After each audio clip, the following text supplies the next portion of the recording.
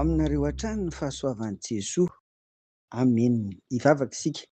Misaotra anao mandrakariva izay Tompo amin'ny ataonao amin'ny fiainanay tsirairay avy. Tsy ho voatanisanay izany. Maro tsy tambontononona. Velona ianao Andriamanitra. Velona amin'i Jesosy Kristy ivavahanay.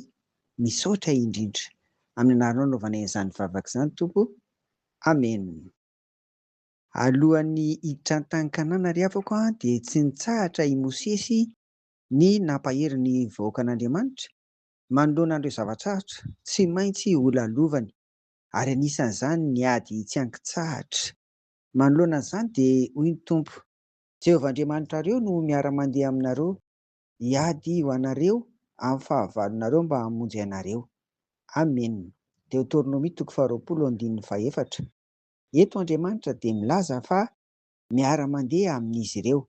Ny dikan'izany dia eo foana Andriamanitra andro aman'alina, tsy mahafoy ny olona, tsy hoe miara-mandeha fotsiny fa tena miady koa ho an'ny fandresen'ny vahoaka ny izy. Ny andrasan'ny Tompo fotsiny dia tsy miova mihitsy. Ny finoana sy ny fahatokiana tanteraka azy. Tsy miankina mihitsy amin'ny hery sy ny tanjaka ary ny fahaizan'olombelona mantsy ny fandresena, fa izy Andriamanitra mihitsy no miady, izy mandeha eo alohan'ny vahoakany. Jereo ry havana, jereo izany fitiavan'Andriamanitra ny olony. Fandresena ny tanjona ary ny tankanana no antoka amin'izany. Ho antsika ankehitriny ary dia Jerosalema vaovao ny tanjona ry havako, ary hinoana koa fa Jesosy Kristy ilay Immanuela, ilay amintsika Andriamanitra na miaraka amintsika Andriamanitra dia miara-mandeha amintsika tsirairay avy mba hatongavana any. Ho an'ny tsirairay avy aza dia izao: aza mandeha irery amin'izao fiainana izao.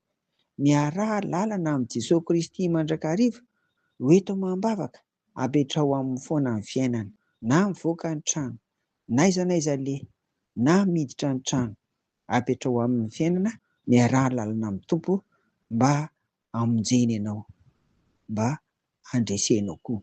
Fa ankoatran'izany dia raha tojo zava-tsarotra ianao ankehitriny, efa andro na volana, iny antaonany aza no efa mety tsy salama tsara, ny tsabo-tena sy ny sisa. Iny mety mandalo olana koa ankehitriny, ary mety olana saribahana mihitsy, mety olana rabola, mety olana arak'asa, olana manahirana. Dia izao ary, aza kivy fa ho sitrana ianao, aza kivy fa hain'ny Tompo ny mamaha an'izany. Efa misy mahatoky isika, satria ilay mpandresy no miaraka aminao, ary fandresena koa sy famonjena ny tanjona ho anao. Averina ihany ary, hoy ny Tompo ry havana: Jehovah Andriamanitrareo no miara-mandeha aminareo, hiady ho anareo amin'ny fahavalonareo mba hamonjy anareo. Amen. Vavaka ary sika Tompo, mahafantatra ny tsirairay avy ianao.